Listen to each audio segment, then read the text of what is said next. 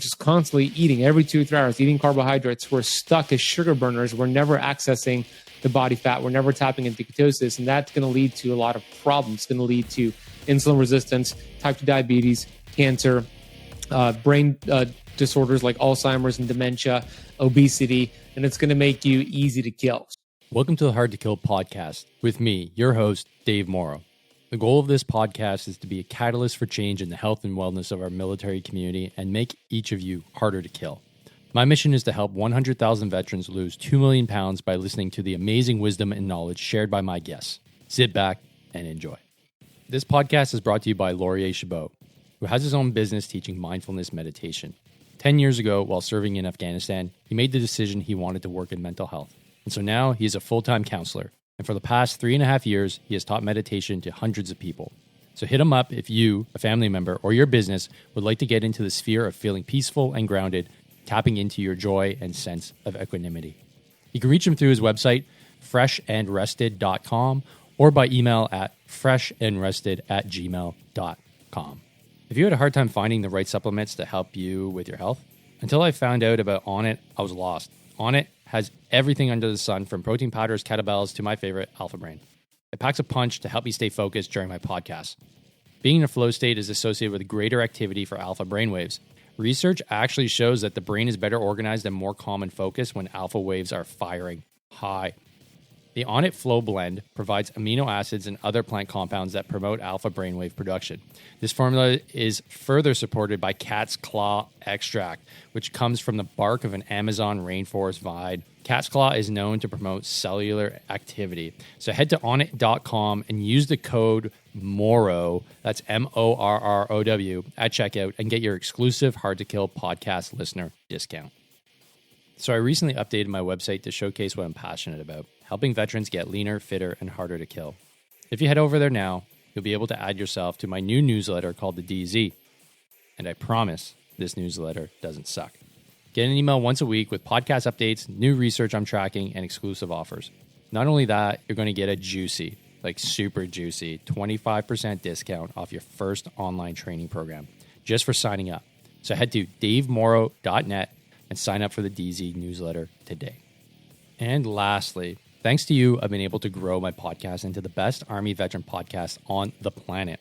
In order to continue to grow, I need some sweet, sweet money to start flowing into the war chest. If you'd like to be a proud supporter of a veteran-owned and operated business like this one, you can donate your shekels on a monthly basis at my new Patreon page. Here you'll be able to pick up your tier of support and get things like exclusive stickers and t-shirts, as well as pre-release episodes, fan requests, and more. All this extra income will go to hiring a new content editor once I reach 100 patrons. So head to patreon.com/hardtokillpodcast, all spelled out, and subscribe today. And now let's get on with the show. Folks, we got a very special guest today. Not that all my guests aren't special, but Ben Azadi is on the show today. Huge when it comes to the ketogenic diet, and it was Cynthia Thurlow. So shout out to Cynthia. Thanks so much for putting us in contact. We're going to have a discussion today about ketogenic diet and all the other awesome things that Ben is up to. So Ben, welcome to the Hard to Kill podcast, man. Thanks so much for showing up. Let's start with who you are and let's get into the ketogenic diet as soon as possible. Dave, thank you for having me. And for sure, credit to Cynthia Thurlow. She's an incredible friend and resource, and I'm glad she connected us. I love the name of the podcast. That's really what it's about, making yourself harder to kill, because in this society, it's the opposite. We're becoming easier to kill, and that's not what we want. So I'm excited to chat about ancient healing strategies like ketosis to help us become harder to kill. Amen, brother. Yeah, this was a little bit of backstory as to how I came up with the Hard to Kill brand. I mean, I'm not the only one to talk about this, and there's been others before, but it was partly inspired by CrossFit, partly inspired by Tim Kennedy, and I came up with it on a run. I literally just got fired from a job, and I went for a run to kind of clear my head, and I was going like I was like 10K, 15K. Maybe I'll do a marathon. I don't know. But during that process, I realized, I'm like, man, when I go for runs, when I go train, I train not just for my health, but I train to literally be harder to kill. I think, how does this benefit me if my family's in danger, if somebody I love is in danger, if I'm in danger? And then I wrote stuff down, and that's kind of how I got to where I am now. And now I get to chat with awesome folks like yourself. And I want to, if I can, just read your about section here. I'm grabbing this totally off the internet so we can give a little pre-frame as to what we're going to be talking about here. But in 2008, you had a personal transformation of shedding 80 pounds. That's huge. And since then, you've been on a mission to help 1 billion people live a healthier lifestyle. Dude, that's amazing. And puts me to shame for my 2 million people. But we're not in a competition here. So let's get into that. How was that weight loss transformation so important for you? And how'd you do it? And then why did it inspire you to do what you do now? Yeah, it was a starting point for me getting into the health and wellness industry. My own personal story was that I was very unhealthy growing up, followed a standard American diet, ate fast food, had really bad behaviors and addictions to drugs and alcohol and to video games and to food. And I was always that kid growing up who was overweight, not just overweight, but actually obese physically, but also mentally obese with really toxic thoughts. And at the age of 23, 24 years old, back in 2008, I made a decision to change things. And that decision came from hitting rock bottom. And I believe that rock bottom could be a beautiful blessing as long as you get out of rock bottom. So for me, my rock bottom was exploring suicide. I was ready to give up because I was just tired of being in pain and crying every day and hurting and very unwell. But I kept thinking about my mom. Every time I explored suicide, the first thought was, what would your mom have to deal with if you took your life? So it stopped me, and I had to figure things out because I knew it was not going to take my life, but I was sick and tired of being sick and tired. So enter books. I started to read books. I started to become obsessed with authors like Bob Proctor and Dr. Wayne Dyer and Tony Robbins and other incredible authors out there. And it just opened up a whole new world to me, Dave, that I never knew existed.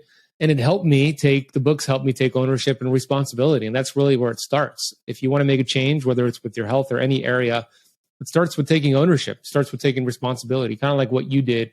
And as you've transitioned and created your brand and podcast, it starts with personal responsibility. So a lot of people don't even understand what that word means. Responsibility means, to me, your ability to respond to life. That is our responsibility. And if your ability to respond to life is poor, guess what? You're going to get poor results. So for me, my ability to respond to life for 24 years was very poor. I was blaming everyone. I was blaming my genetics, my family members who are enabling me to eat bad food, my slow metabolism, my bad genetics. And then when you take ownership, all that goes away. You stop being the victim of the history and you start to become the victor of your destiny. And that's exactly what I did. I started to move my body. I started to become obsessed with studying fitness and nutrition. I started to eat real food. I didn't really understand diet and nutrition. It started really with P90X, doing workouts at my own home, which evolved actually to CrossFit. I actually ended up opening up a CrossFit gym later on. But P90X, eating whole foods, and I went through this transformation where I lost 80 pounds, as you mentioned, in about 9 months. I went from having 34% fat on my body to down to 6% at my lowest. And really huge transformation. And what I achieved was a physical six-pack, which is great. You know, if that's your goal, you want to look good and have a physical six-pack, which I did back then. But most importantly, a mental six-pack and what it did for my mental health. And it got me really curious. At that time, I was working at a 9-to-5 job. I was a manager at a packing and shipping store. But I went through my health transformation, and it ignited a passion for me to study more nutrition, and people were asking me how I did it. So I started to just personal train some friends and put out ads on Craigslist, and I had strangers coming to my house and I would train them. It was insane. You know, I remember the ad that I put on Craigslist at the time just to get my feet wet was South Florida's most affordable personal trainer. That was my actual ad. I was charging like $25 for an hour, and I would have strangers like reach out and then just come to my house and knock on my door. So it was really a weird thing, but it got me started, and I started to bring in some income where I got to the point where I could actually leave my job. And that's where kind of things went 100% all in with health and nutrition. I started to really get invested as a personal trainer. And that was my forte was fitness and personal training for many, many years. And that evolved to not just fitness, but also mental health and nutrition and environmental toxicity. And then eventually I became certified as a health coach and transitioned everything to just online platforms with my podcast and all the things that I'm doing. So that was like the backstory from pain to purpose. And somebody's watching or somebody's listening to this and they're going through their rock bottom or they're going through a lot of pain right now. There's a blessing there.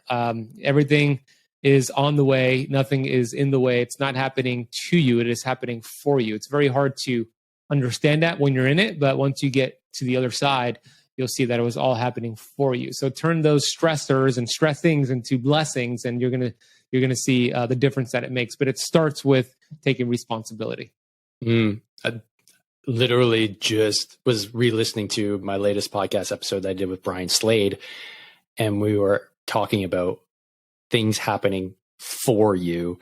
And you're mentioning that's like the secret ingredient, man. Like that mindset component to realize you're not a victim. Everybody's going through something.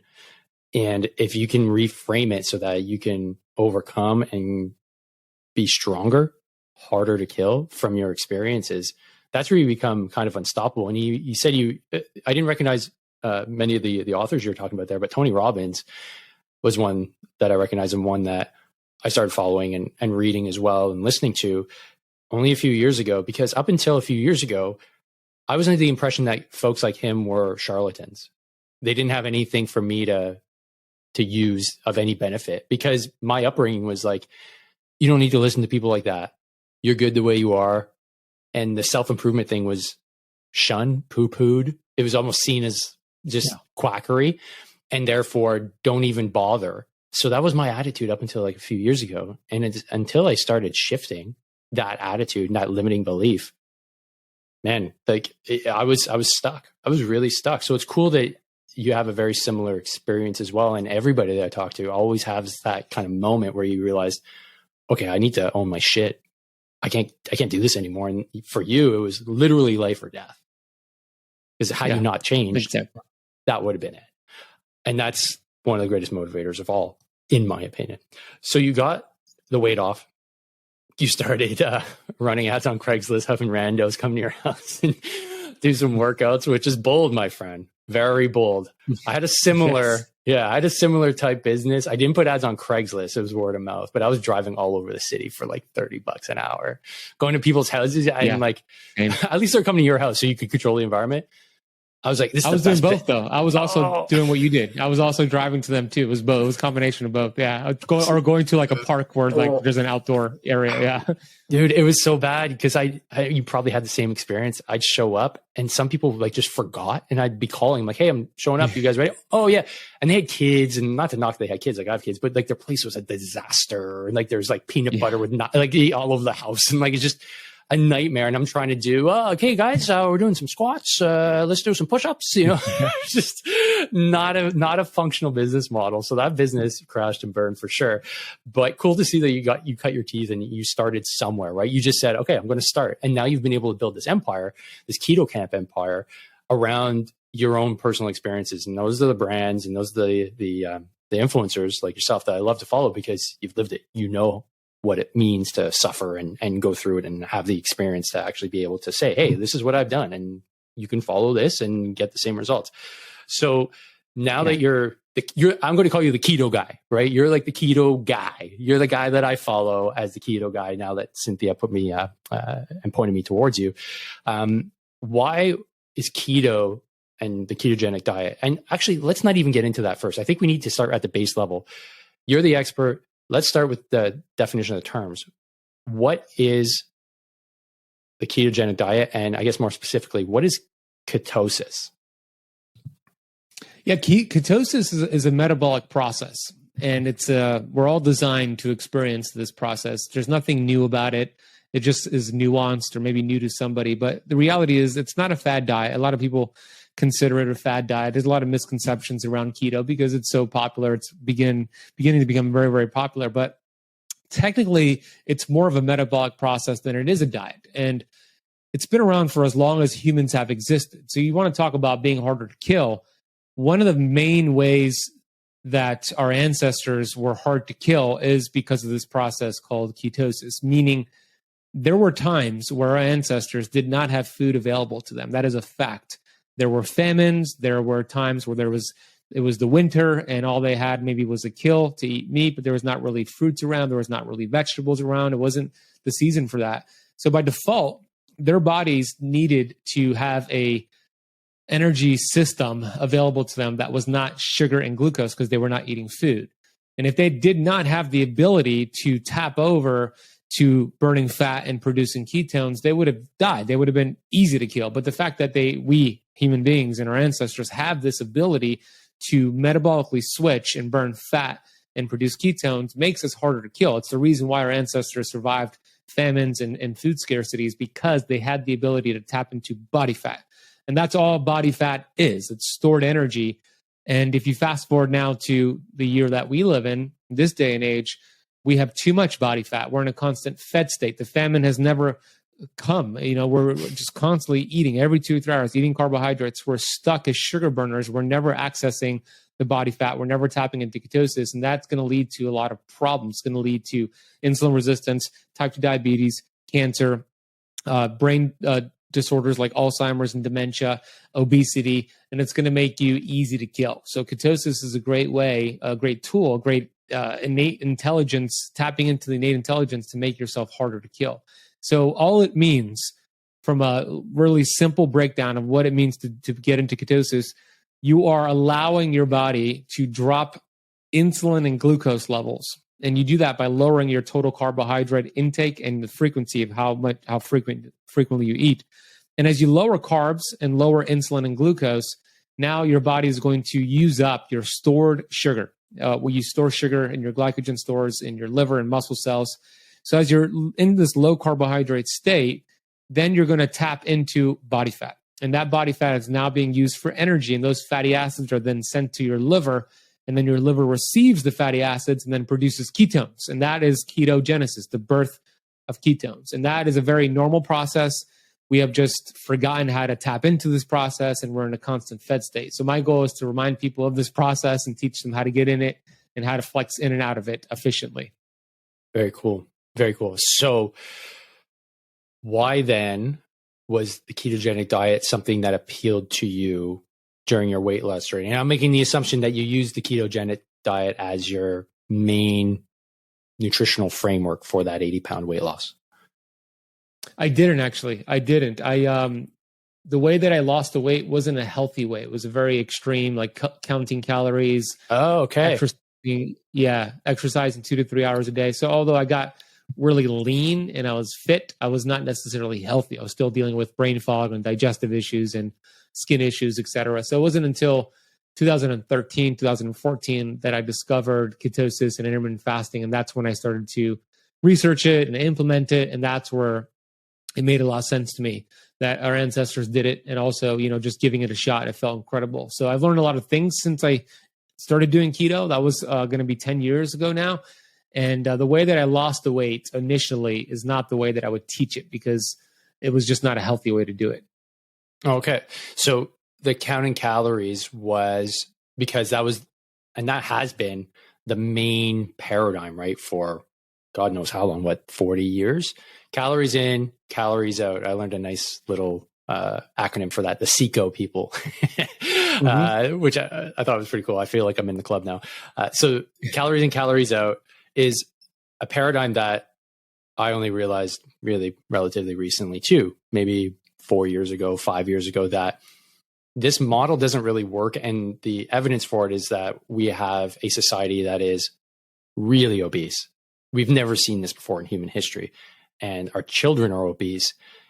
So there's something that has to be wrong. Just without even a randomized control study, you can tell something isn't working.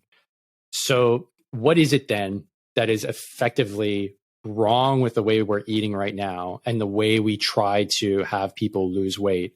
And then how does the ketogenic diet solve that or provide a better solution? Yeah, to your point, cutting calories, counting calories, it just doesn't work long term. It might work short term.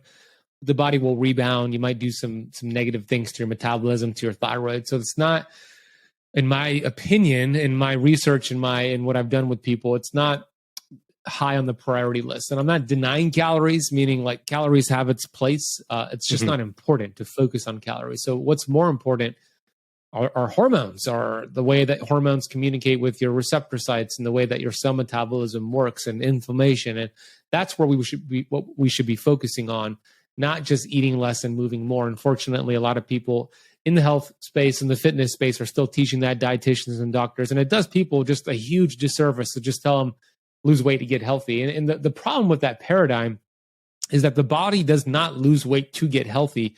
It gets healthy to lose weight. And that's first and foremost how that is flawed, because it's focusing on a symptom.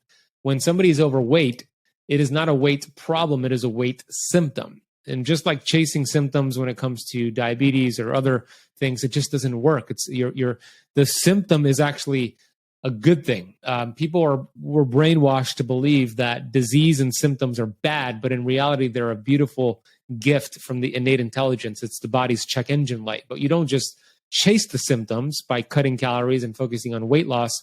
You find out what the cause is. It's like when your check engine light turns on in your car, you don't just cover it up and keep driving. You pull the car over and open up the hood and figure out what's going on. So just telling people to eat less and move more, the paradigm is flawed, because that's not how the body loses weight. Weight loss occurs as a side effect of getting healthy. And when you are just telling people eat less, it's equivalent to being at a seminar. Let's say we're at a seminar for understanding how to build wealth. It's a financial seminar with Warren Buffett. Just hypothetically, Warren Buffett is teaching you how to build wealth, and that would Uncle be a Warren. good person to learn Warren, from, right? Because he's a legend. He's one of the richest guys out there. And there's a Q&A section after his lecture, and you raise your hand, Dave, and you're like, Warren, could you just tell me in a sentence or two, like, how do I become rich like you? And he goes, that's easy, Dave. You just have to spend less than you earn. If there's one thing that you can do in 2023 to really improve the lives of others, it's sharing this podcast.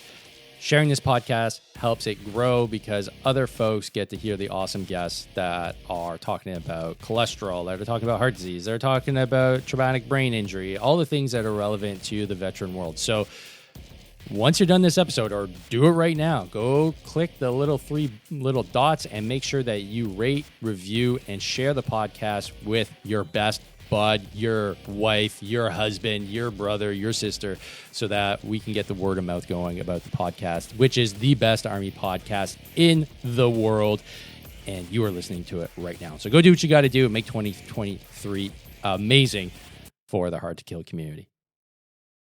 And then he goes on to the next question. You're like, okay, Warren, that makes sense, but it's not giving me the solution. It's the same thing with telling people to eat less and move more. Yeah, that makes sense, but it's not giving you the solution. So how does ketosis help with this?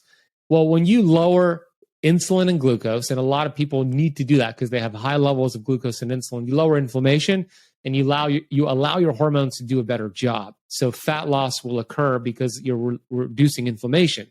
And you are very satisfied and satiated when you're focusing on protein and fat versus a high carbohydrate diet. So combine that with intermittent fasting, it's like a 1-2 punch. And there's other mechanisms at play. If you want to get into the science real quick, when you're in ketosis, ketones actually communicate with the mitochondria to create more mitochondria, which creates more energy. This is why people feel so good and energized on keto. But as you raise cellular energy, you also raise your basal metabolic rate. So you're actually burning more calories just sitting on your butt each day. But you're not focusing on it, right? It's just your body's way of doing it. So there's a lot of mechanisms and reasons why ketosis helps with weight loss. And it helps with weight loss because it's not focusing on weight loss, it's focusing on health. And that is how we lose weight for good, because we get healthy first. That's so fascinating, because it puts what we've learned over the last 40 years in the corner. It's basically saying, no, this has been totally wrong from the start. And I've had conversations with other interesting guests about the diet heart hypothesis and numerous other things that have just been they're flat out wrong. And it's more nuanced. Like you said, it's not, there is a place for calories. There is a place for burning calories. But just to say like, yeah, eat less, do more, it does a disservice. And the focus, from what I understand, what you're saying is we need to be looking at hormones, because hormones are a much better predictor of what your metabolic health is going to look like. And you mentioned mitochondria and basal metabolic rate. These are much more nuanced conversations than just saying, hey, stop eating, let's say, saturated fat, or, quit eating so much butter, quit having so many calories, because if you have too many calories, you're going to get fat. And so how does the ketogenic diet then kind of reframe somebody's mindset with respects to nutrition and health if they're coming from that standard American diet model, and what benefits does somebody, and how fast can somebody really see the benefits of just shifting their macronutrient content to a more ketogenic fat-based diet? They'll still notice results within 7 days. If they do it the right way, they'll get results within 7 days, more energy. So, weight loss is a side effect, but you're right, because we've villainized saturated fat. We've villainized cholesterol for so many years. And that came out of the 1950s with Ansel Keys, but we're still dealing with it to this day. So it's all about low fat, calorie counting. And a lot of people have woken up and understand that that's not the case. But the way I would explain it to people is this: if you just think about the human body and just study basic biochemistry, we know that inside of the human body, there's about 30 to 70 trillion cells. These cells are required to produce energy, to help you burn fat, to live a long life. It's all about cellular health. My mentor, Dr. Pompa, he once said, if you want to get well, you got to fix the cell. Okay, it's all about the cell. So if you think about the cells and what it's made of, there's a lipid bilayer, a membrane around every cell.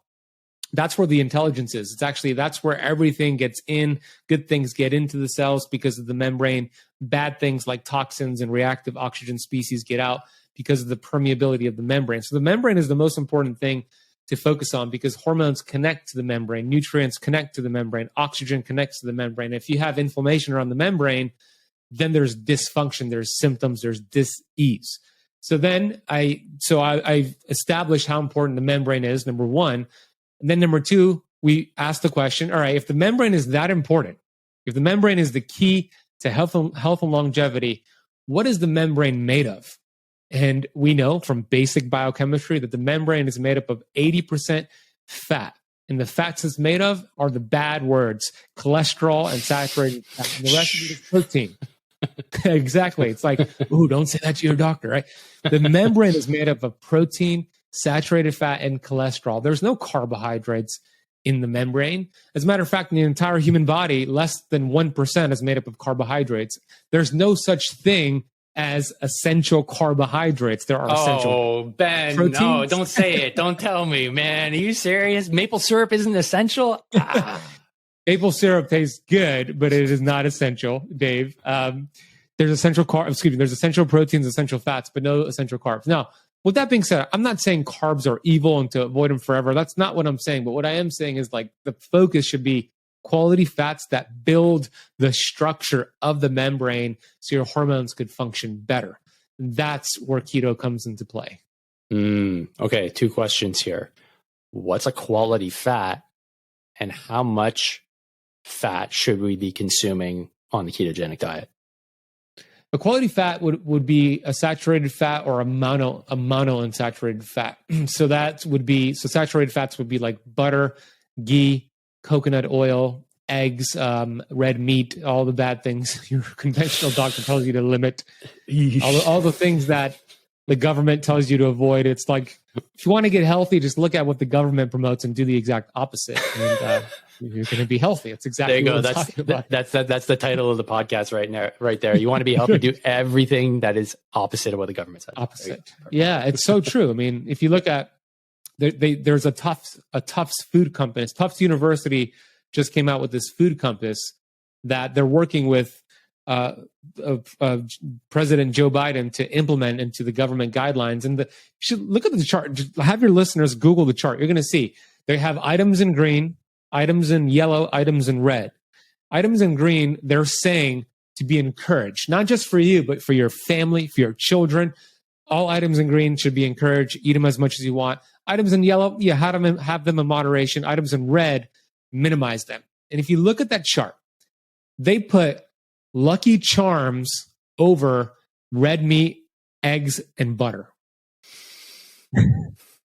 I had a rant on this in my car, and I put it on the podcast. It was I saw that and I was like, "This is fake news, ridiculous. Right? This is fake news, right?" Like I got sucked in. Like, I got you, Dave. Like, but it's legit. Yeah, it's it got him upset. Yeah, I get the crazy veteran upset. But it's legit, right? This is what they're saying. The American people should be eating more regularly than a steak. Lucky Charms. You know what's interesting? First of all, it is real. Unfortunately, it's not a joke. There's a study that came out 2021. I don't know if you know this, but let me actually pull it up real quick because it is it's interesting. Because first of all, the premise is this: we've seen in the last few months that there's been an egg shortage. Have you seen that, Dave? An egg shortage? Yeah, but I'm not tracking that here, though. I don't know if that's an American thing and a Canadian thing, but I mean, we eat a lot of eggs. That's one of our primary protein sources. We've always been big egg consumers. We don't eat cereal here. So that's something me and my wife adopted before it was smart. Cool. Yeah. That's the way to do it. Our kids eat eggs in the morning too, right? It's just like they don't have cereal. They either have eggs or they have Greek yogurt. That's perfect. I love that idea. In America, there has been an egg shortage, and I'm just pulling this up real quick because I want to share the actual stats with you. Okay, here we go.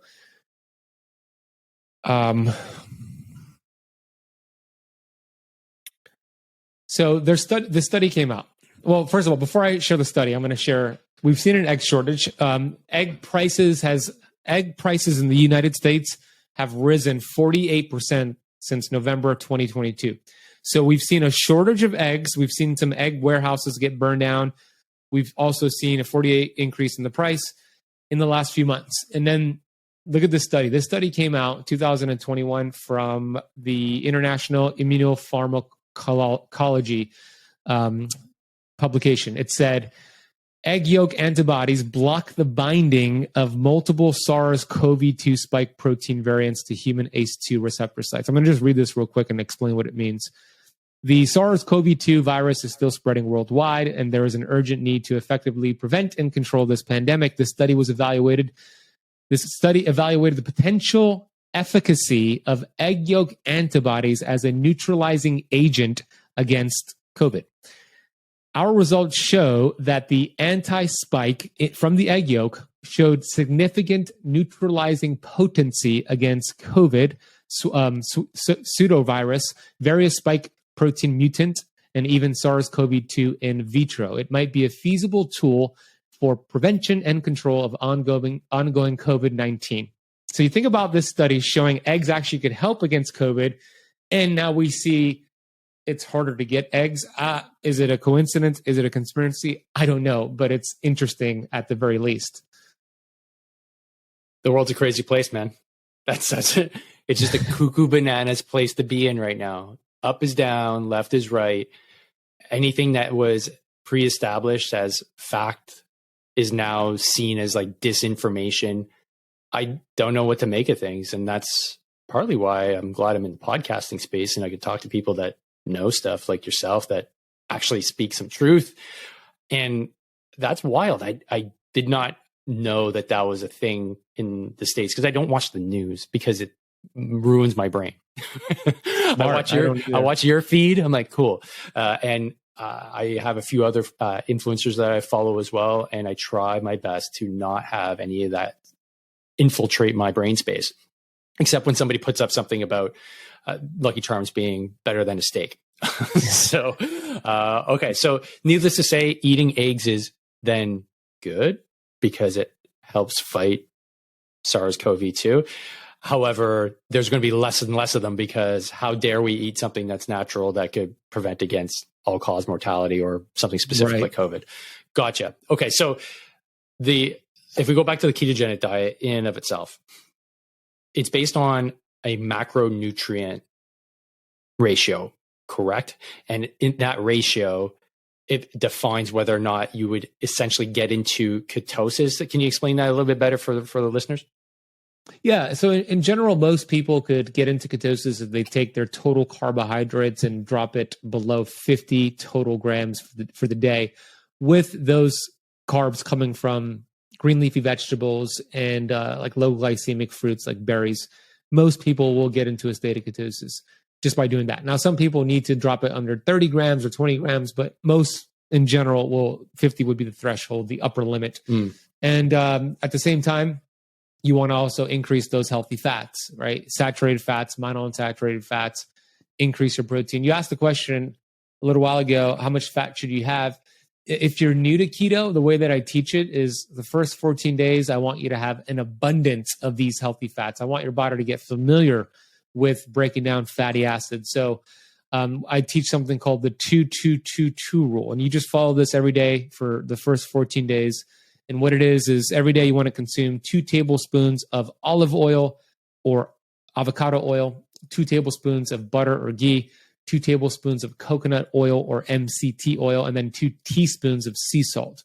So you hit that 2-2-2 rule, you gradually decrease your carbs below 50 grams, and boom, you're in ketosis. Now, after the first 14 days, then you actually want to decrease your fats and focus on protein, and only get the fat that comes naturally with the protein. A lot of people think they have to hit a certain percentage with fat in the first 14 days. Yeah, I would say that is true. But after that, your body could get its fat calories, not from the plate of food, but actually from your body fat. So we want to allow that transition. So we actually decrease fat and focus on protein and keep the carbs continuously under 50 grams to stay in ketosis.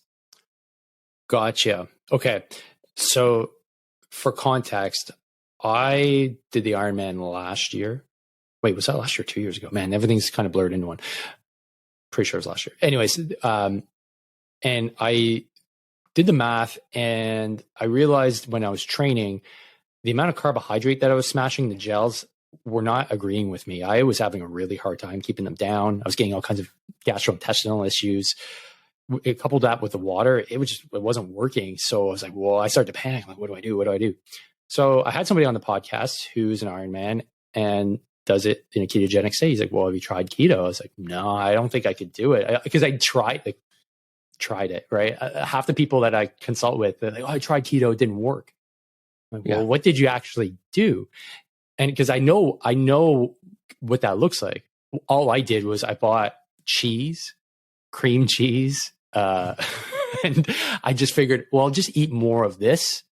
And this is keto, right? And I felt miserable. Like I just didn't get any benefit. After a week, I literally went to McDonald's because I was driving my kids and they're driving me crazy. And I was just hangry. And I just stopped at McDonald's and I just smashed fries and a Big Mac because I couldn't take it anymore. And I just wrote it off as, can't do it. This diet sucks. But then once I started doing a bit more research and started breaking those limiting beliefs, I said, okay, I think I can do this. And I listened to Mark Sisson, who I imagine you're probably familiar with. Yeah. And I followed his protocol and things started to turn around. I felt better. I wasn't just eating cream cheese. I was eating good, healthy fats. I upped my oil intake, kind of pretty much like what you're talking about here, the 2-2-2-2 method, if I got that amount of twos right. You said it right. Yeah. And the salt was also something that I was really lacking. And I only found out objectively or, empirically, am I using that term right? I found out that I had a very high, I should say a low level of potassium just after training. So I was excreting potassium at a higher rate than most of my other minerals. And that was because I was getting my urine tested by a friend of mine who's got a lab. So I was like, okay, well, I'll do a ratio of like sodium, potassium. And once I started doing that and I kind of got into the groove, man, I felt like $1 million and I lost 32 pounds.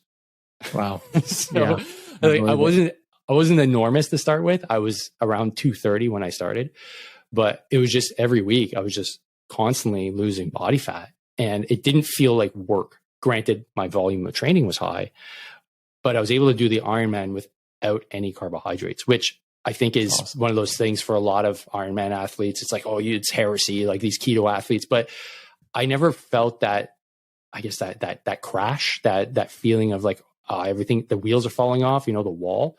I was tired. Don't get me wrong. It's not like I was a hero. I didn't finish in like record time, but I was able to do it, and I was able to operate the next day on an interview on national TV. I was fine. I went for a run on the Monday. I did the Ironman on a Saturday. And I think that is very much attributed to the ketogenic diet, because it allowed me to recover and allowed me to have just a better grip of my metabolism. So would you be able to get into a little bit of the science behind how is that really getting deep into like the cellular machinery so that an individual can have a bit more energy? You mentioned mitochondria, but I think for the individual that wants to get involved, they're like, well, what are the tangible benefits of hopping on a diet like this? Because I think most people think, oh, I have to restrict everything and be miserable for, the rest of my life. Yeah. What you did was impressive, and it can be done. Endurance athletes, CrossFit athletes, fitness professionals can do it the right way. It's essentially, I'll address the question you asked in a second, but I want to just pick up about what happened with you when you trained with the keto and why it was so beneficial to you. The analogy that I'm going to give is from Dr. Jason Funk, so I want to give credit to him. But when you're only burning sugar and you're not in ketosis, so you're not burning fat, you're just burning sugar, you essentially have a limited storage capacity. And he relates that to your wallet, right? The benefit of using your wallet, you take out your wallet, you have cash, you could take cash out, put cash in, very easy access. But the drawback, it's limited storage capacity in the wallet, right? But your body fat has much more storage capacity. It's like your bank safe versus the wallet. The drawback to using your bank safe is that it'll take longer to get to. You got to drive to the bank, wait in line, boom, you have access to your bank safe. But the benefit is almost unlimited reserves, right? Your body fat has almost unlimited reserves of calories. Somebody who has 10% body fat, that's super lean, they have 50, 60, 70,000 calories on their body. So when you're metabolically flexible and you're fat adapted like you did with your race, you're going to be able to burn through those sugar reserves, your wallet, and then efficiently have access to your body fat, the bank safe. And then there's more fuel available in that bank safe, the body fat, that you could go through and not bunk, and you could just, ride that wave. And that's exactly what you did. And the recovery part was the fact that ketosis helps lower inflammation. So obviously you're going to create inflammation with a run like that, and then you're going to lower it with recovery with ketosis. So those are the amazing things that happened for you, and why a lot of people could be doing this the right way. Mm-hmm. The benefit from a cellular standpoint is the mitochondria. The mitochondria are very, very important. We learned in biology class that it's the energy power plant of the cell, and there's truth to that. The mitochondria produce energy, but it does more than just that. The mitochondria actually move around the cells all the time, and some cells have hundreds of mitochondria. Some cells have a few thousand, and some cells actually have over 1 million mitochondria in a single cell.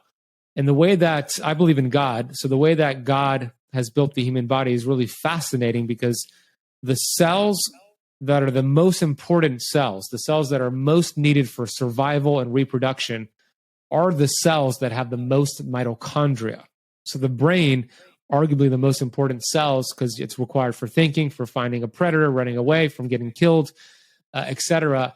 There's regions of the brain that have 2.5 million mitochondria in a single cell. Compare that to, it's insane. Yeah. and then, compare that to other cells that have a few hundred, but also what is next? The eyeballs, eye cells have thousands of mitochondria. The ovaries have about 100,000 in a single cell. Reproduction, the heart loaded with mitochondria. So mitochondria are the name of the game. Every disease out there is pretty much linked to a broken mitochondria. Cancer is a mitochondrial dysfunction disease. Obesity, diabetes, autoimmune disease. I mean, I could go on and on and on. It's a result of the mitochondria not functioning well. So the first role of the mitochondria is to produce energy. It produces ATP, which is like the energy currency, but then it has a dual role. There's actually an intelligence in the mitochondria, and the mitochondria act like a surveillance system, and it is looking for threats. It's looking for cellular threats. When there's too much threats, meaning stress, it actually lowers energy production, all for the sake of survival. So when I say stress comes in 3 areas: mental, emotional, physical, and then chemical. If there's too much of any of those areas, the mitochondria actually lower energy production. This results in things like somebody getting sick from COVID Let's say they got really sick and then they recover, but not all the way. So now they have lingering symptoms, long COVID, it's called. That's actually a mitochondrial issue. It's called the cell danger response. The mitochondria got stuck in this threat. Now it's constantly lowering energy and you don't recover. Many autoimmune diseases, it's a CDR response. So ketosis is one of the best ways to actually stress the mitochondria. And that might sound like a bad thing, but actually in the right amount, it's actually really, really beneficial. Just like exercise could be beneficial, it's a stress, but in the right amount, you recover. So stress is only bad if you don't adapt to it. But when you adapt to stress, it's super beneficial. So your hard to kill message has to do with this process called hormesis. Have you spoken about hormesis on your show yet? Oh yeah, eustress, hormesis. I'm a big fan. I'm a big fan of hormesis. Yeah, exactly. It's exactly what you teach, right? Hormesis essentially means you apply a stress, allow your body to adapt to the stress, and now you're stronger. The goal is to raise this hermetic window, hermetic ceiling. And ketosis is actually a stress to the mitochondria. It forces them to get stronger. It creates more mitochondria, so it helps with energy production. And at the same time, it's lowering inflammation. So those are two just incredible benefits of ketosis. And the mitochondria, remember, are in the brain, loaded in the brain. So it's really going to help with brain fog, mental clarity, and all these neurological conditions. Oh, man, okay, that makes a lot of sense. I have to admit, I was on fire for about 6 months. I was using it because I was just dialed in. I was very much dialed in, and I was using intermittent fasting to work through kind of. I knew I had to lose weight because every pound on the bike and running ends up costing you more energy down the road. So I understood the energy balance, but it was the effects of being able to do like 14-hour days that I could never do that before. 14 hours. I did long days as a teacher. Don't get me wrong, but I was so exhausted at the end. This way, I was at the end of my day. I'm like, okay, I'm done. Could I go more? Yeah, but I want to spend some time with kids. Just do like regular dad stuff. But I was able to wake up pretty much every day, and that was one of the biggest benefits. Was, oh my god, I feel like a superhuman at this point, and I wish I had just been doing it earlier. And I coupled that. So my three things that I think really helped were intermittent fasting, ketosis, or the ketogenic diet, and breath work, which whole other conversation. But I think those things really helped me out because I didn't have the time to put in all the training hours. I knew that. So I had to find some, I call them hacks to get there a little bit faster. Okay, so the benefits are clear. The diet is a way to not only just lose body fat, which is what most people are just looking at as like a symptom of doing a new nutritional program. But at the metabolic cellular level, you're getting a massive benefit and presumably increasing longevity. But somebody hears this and goes, yeah, okay, Ben, cool. But I understand like my ATP, I get a little bit more, I'm a little bit more dialed in, I lose some body fat, but I'm eating a lot more cholesterol and fat. Isn't that going to make my heart explode? How now do you have that conversation with somebody that just can't get past that limiting belief? Yeah, great question. I would say that number one, more people die with heart disease with normal to low cholesterol than high cholesterol. Number one, that's a fact. Salacious. Yeah. And then number two, cholesterol is so important for many, many factors. It's important for the liver. It's important for your sex hormones. It's important for the brain. Brain's mostly fat. Your cell membranes, we established, mostly fat. It's made up of cholesterol. So that's very important. And saturated fat is not what is causing heart attacks. If that was the case, there would be saturated fat in occluded arteries that are restricted and leading to strokes. But there's zero saturated fat in occluded arteries. Zero. Cholesterol is a band-aid. Cholesterol is there to repair the damage from inflammation. So just blaming cholesterol it's like similar to this. It's like there's a fire in your neighborhood and this house is on fire. And you drive by and you see all these firefighters trying to put out the fire. And you think, man, every time there's a fire, I always see firefighters at the scene of the crime. Therefore, I'm going to make the assumption that the firefighters are causing the fire, right? It's the same thing with cholesterol because they look at heart attack victims and people who have heart attacks, and they see all this cholesterol built up, and they blame the cholesterol for being there. But it was there, like the firefighters were there to actually put out the damage. So cholesterol is very important. I'm more concerned when somebody has a cholesterol under 200 than anything else. We don't want low cholesterol. Low cholesterol is dangerous. It throws off your nitric oxide levels. It actually increases your risk of heart disease. So I would just educate them on that. That's what I would do. Yeah, that's super important. That education piece, which it's funny because we don't get really educated on nutrition. I taught grade 9 science here, and the only part of the curriculum from kindergarten we go to grade 11 here. The only part of that entire curriculum, that whole progression that we talk about nutrition, is in grade 9, and it's 1, and I stretched it out to 2 lessons on what are protein, carbs, and fats. And then it's all about, hey, if you want to stay lean, reduce your calories and do more. And aside from that, that is basically it. And it's such a disservice to everybody in our society that we don't even have a conversation about it, because we just assume that, our parents know how to teach us how to eat. But if you look at what kids are eating in a lunchroom, whoa, it is bad. So I'm not surprised that people are struggling, because whatever they learned is from somewhere else. And I can only assume it's from what they hear on TV and what companies and even the medical establishment are suggesting people do. And like you said, they got Lucky Charms now on the top of a chart that's better than a steak. And that's definitely going to influence people, or else they wouldn't put it out, right? So you're trying to help 1 billion people. So here's the question of the day. How are you going to fix the planet? In 1 sentence or less. Go ahead. So it's a tough question. Just it's only a fifth, and only a 7th of the entire world's population. I know, right? Yeah. Yeah. Audacious. Just a matter of getting the message out there as much as possible. And the cool thing about the world that we live in is we have platforms like this, podcasts, social media, there's conferences.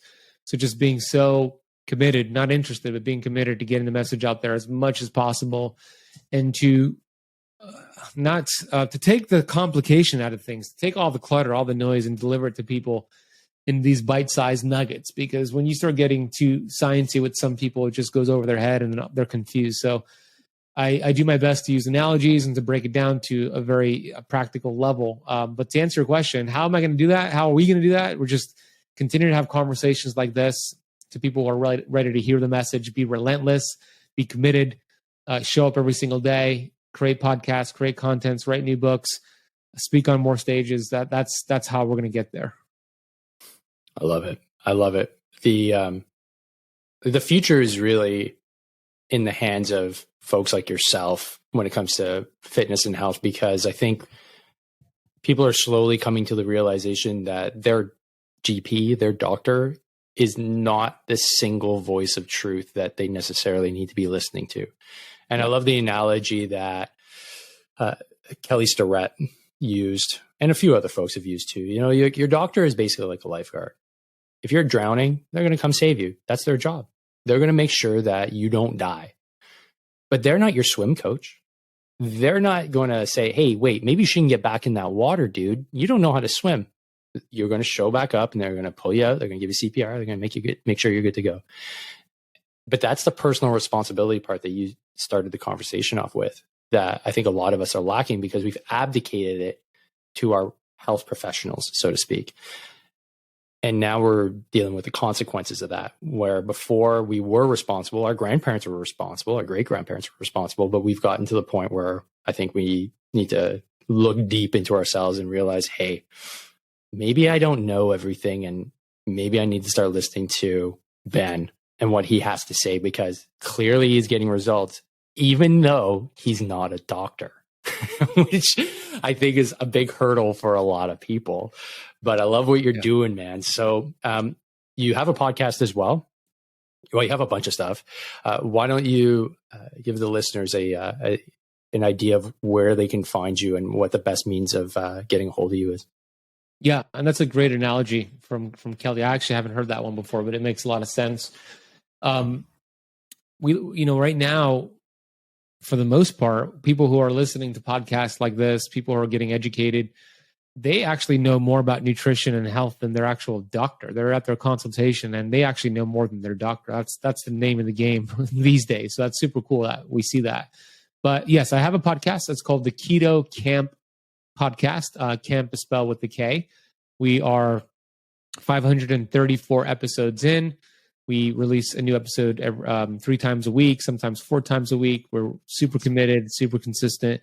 We also have a great YouTube channel, Keto Camp on YouTube.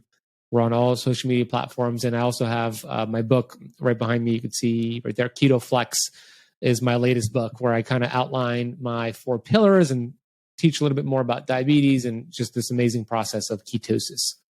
That's awesome. You've had some pretty wicked guests on your podcast.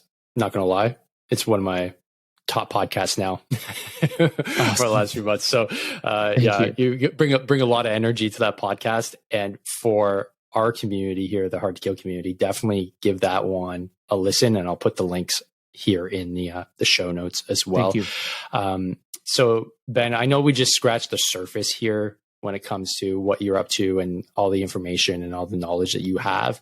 But I think it's going to go a long way to get somebody just putting their toes in the water. And that's what we're trying to do here. That's what I'm trying to do here, is just bring the information to the veteran community, to the sheepdog communities, I like to call them, to get them just healthier, because I really think that this is part of a global effort to get serious and take major responsibility for your own health, because I truly believe that's the only way we're going to tackle our big global issues. If you're not well, how could you possibly take on a topic like global warming or COVID or anything that you could possibly imagine that are these big overarching topics if you're not healthy? Because if you're not healthy, that's the only thing that matters at the end of the day. So I love your message, and I'd love to be able to have another chat down the road. So folks, before we sign off, Ben, do you have any other words of wisdom before we wrap up here?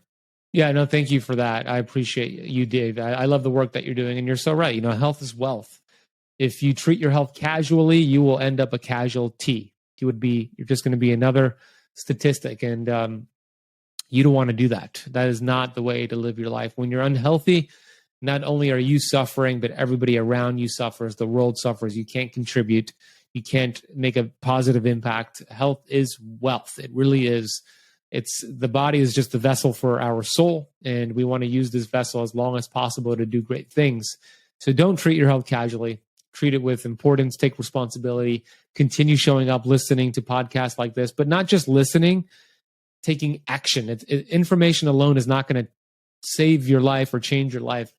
It's the application. It's the action of the information. So don't just listen and don't apply. Listen and apply, experiment, see what works for you. There's a lot of people that are brilliant out there. Dave has brought a lot of great people to his show. There's a lot of people who disagree. People are conflicting, and that's fine. Pick and choose, experiment, see what works for you, discard what doesn't work for you, but apply. Don't just absorb, actually apply the info. That would be the last words of wisdom for your audience. I love it, man. Execute, execute, execute. Love it. All right, Ben. Thanks so much, man. This has been a wicked conversation. And folks, don't forget, train hard, fight easy. We'll see you on the next one. Peace.